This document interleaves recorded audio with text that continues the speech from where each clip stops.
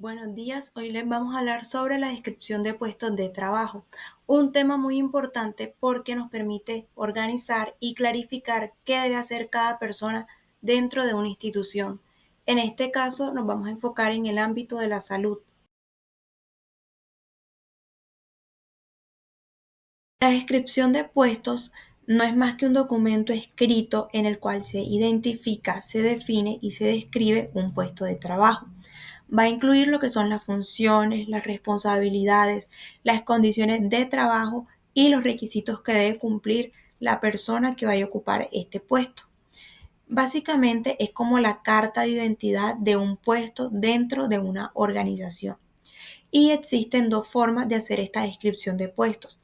Hay una forma general y una forma específica. En cuanto a la forma específica, estas se centra más que todo en detallar con claridad todas las funciones y responsabilidades de cada trabajador. Se utiliza sobre todo en organizaciones muy jerárquicas como los hospitales grandes, donde cada profesional de la salud tiene un rol bien definido. Y la segunda, que es la manera general, ya este es un poco más flexible y se enfoca más que todo como en la innovación y en la colaboración entre los trabajadores. Es común en centros de atención primaria o en equipos interdisciplinarios donde los profesionales pueden asumir distintas funciones ya según la necesidad del paciente. Ahora, en cuanto a los objetivos de la descripción de puestos de trabajo, tenemos que los principales son definir con claridad los roles y responsabilidades de cada puesto, así evitando las confusiones.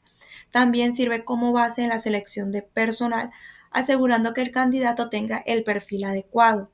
También facilita la evaluación del desempeño porque ya se sabe los resultados que se esperan. También detecta las necesidades de capacitación y orienta los programas de formación y ayuda a las instituciones como a organizarse, estableciendo jerarquías, nivel de responsabilidades y la relación entre los puestos. En resumen, básicamente los objetivos se centran en lograr una mejor organización, una mayor eficiencia y mayor transparencia en las organizaciones. En cuanto a la información que debe contener el documento, pues cuando se elabora una descripción de puestos se suelen incluir varios apartados, en los cuales tenemos la identificación del trabajo. Aquí se va a colocar el nombre del puesto o si tiene algún nombre alternativo y se va a colocar también el área o el departamento al que pertenece y debe tener un código. Tenemos el resumen del trabajo. Lo que consiste es en una breve explicación de las actividades principales del cargo y los resultados que se esperan de este. También tenemos las tareas y responsabilidades. Este es el punto más importante porque aquí se va a explicar qué se hace, cómo se hace y por qué debe hacerse. Se recomienda que aquí las tareas se describan con verbos de acción como supervisa, coordina o desarrolla. Y tenemos las especificaciones y cualificaciones, que en este apartado básicamente se incluyen son los requisitos que debe cumplir la persona, como conocimientos técnicos, sus habilidades, su formación académica, su experiencia laboral, si habla varios idiomas o sus certificaciones. Bueno, y ahora tenemos aspectos adicionales que recomiendan algunos autores. Algunos autores proponen que además se incluyan otros elementos para hacer que esta descripción de puestos sea aún más completa, en los cuales tenemos que se pueden colocar los resultados que se deben lograr, porque esto también después nos va a servir para evaluar el desempeño de la persona. También se debe añadir la relación con otros puestos, tanto en forma horizontal como en forma vertical.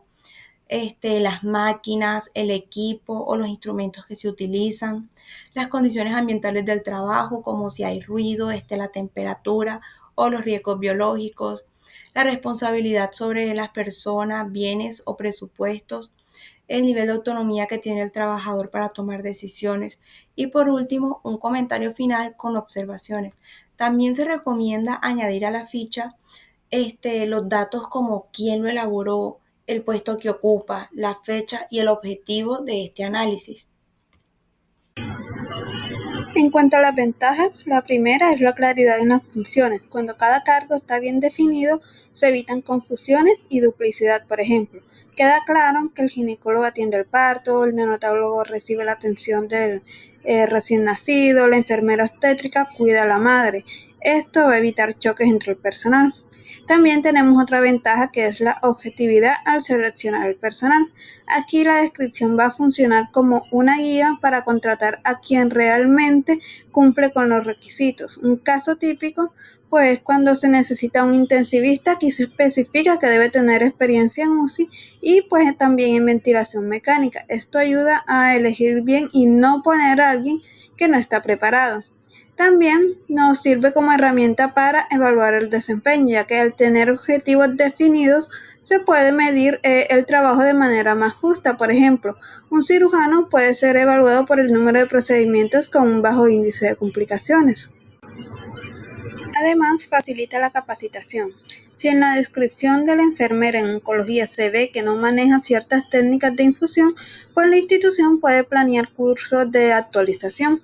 También tenemos otra ventaja que es ayuda a definir salarios y jerarquía. Entonces, no es lo mismo un médico general que un anestesiólogo, pues este segundo tiene más responsabilidad y también más especialización, por eso es que su remuneración es mayor. También la descripción nos permite mejorar la coordinación organizacional. En una cirugía, por ejemplo, se sabe claramente que el cirujano opera, el anestesiólogo controla la sedación y la instrumentadora prepara los materiales. Cada uno sabe lo suyo y se evita el desorden. Y por último, también permite una planificación estratégica. Si en un hospital se decide abrir una unidad de cuidados paliativos, pues la descripción ayuda a definir qué profesionales se necesitan, ya sea médicos, psicólogos, enfermeras y trabajadores sociales. Pasando a las desventajas, tenemos que la primera es la obsolescencia. Si la descripción no se actualiza, esta se va a quedar corta. Por ejemplo, un radiólogo debe manejar equipos modernos y si la descripción no lo incluye, ya no refleja la realidad. Otra desventaja es la rigidez, que una descripción demasiado estricta puede limitar al personal, como en el caso de una enfermera de urgencias que solo tiene escrito canalizar vías y tomar signos vitales, cuando un accidente masivo podría ser mucho más. También existe la percepción burocrática, que en algunos hospitales esta descripción se ve solo como un papel archivado para cumplir con la norma en lugar de usarlo como una guía real de trabajo.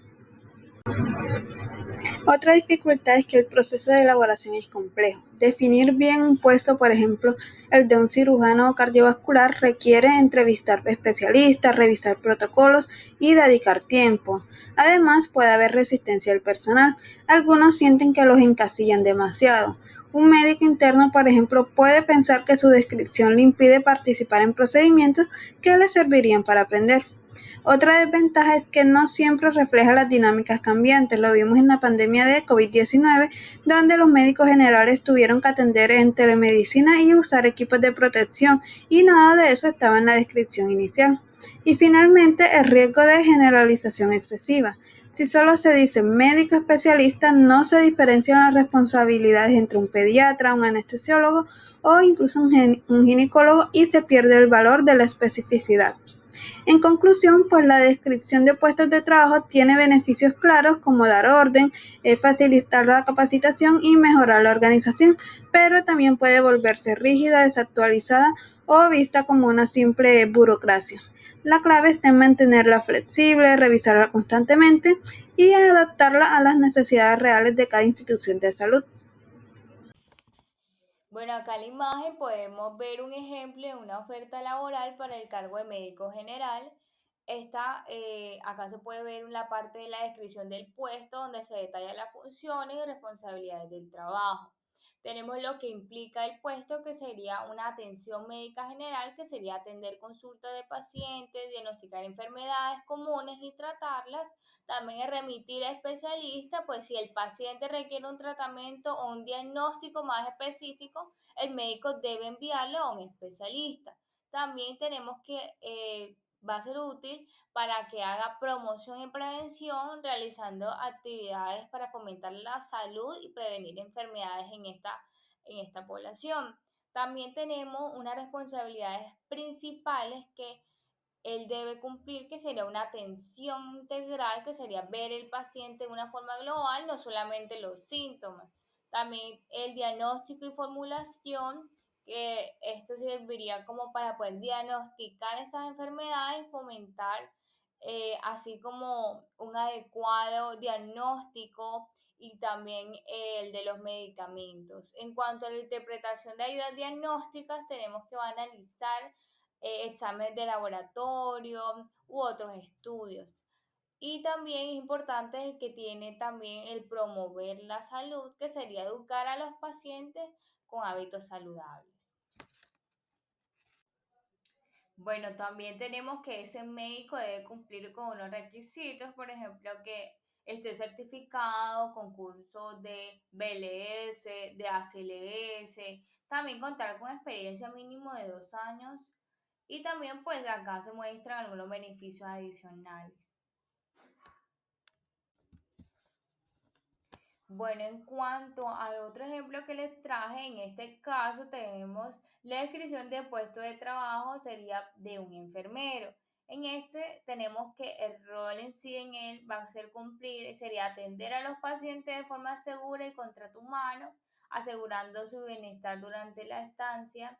También apoyar al médico cuando se realizan procedimientos o tratamientos, aplicar los tratamientos indicados, enseñar a los pacientes y familiares sobre los cuidados de salud, también registrar todo lo que ocurre en la historia clínica para mantener la información actualizada y también va a tener a cargo de supervisar a un equipo de 3 auxiliares de enfermería, ya en sí organizando sus tareas para que la atención sea completa.